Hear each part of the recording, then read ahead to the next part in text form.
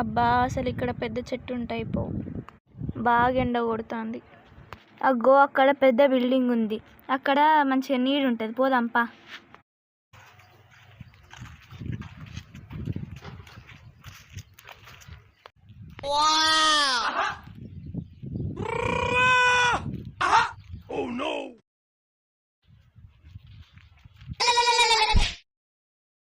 అగ్గో అక్కడ ఫోన్ ఉంది, పోదాం పాప. అబ్బా మంచి ఫోన్ దొరికింది. అవును ఇది ఎట్లా వాడతారు? ఫస్ట్ అయితే మనం ఇంటికి పట్టుకపోదాంపా.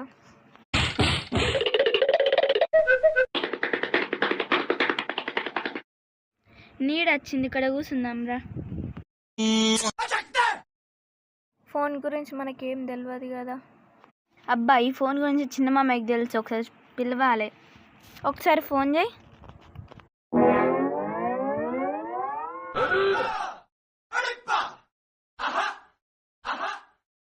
రింగ్ అవుతుంది.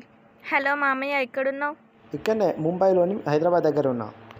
ఒకసారి అర్జెంటుగా రా, మాకు ఫోన్ దొరికింది, దాన్ని ఎట్లా వాడాలో చెప్పవద్దా? ఫోన్ చేసిన 10 నిమిషంల తర్వాత. మామయ్య నువ్వు ఫ్లాష్ మ్యాన్ అయింది, ఇంత తొందరగా వచ్చినావు? యా ఇదేనా ఫోను? అవును ఈ ఫోనే దొరికింది మాకు. ఫోన్ చూడడానికి ₹1,00,000 ఏదైనా ఫోన్ తిరున్నది.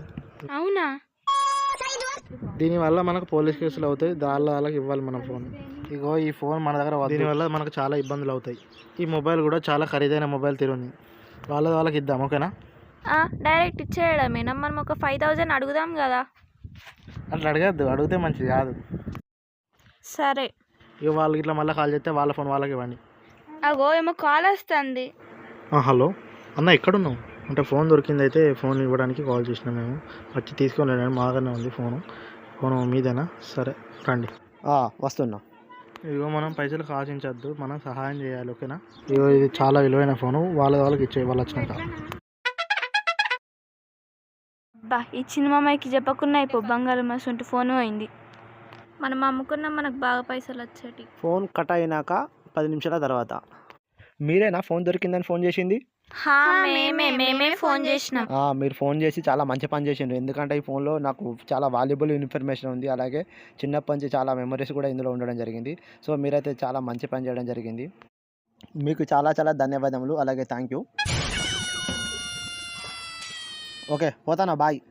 Okay bye.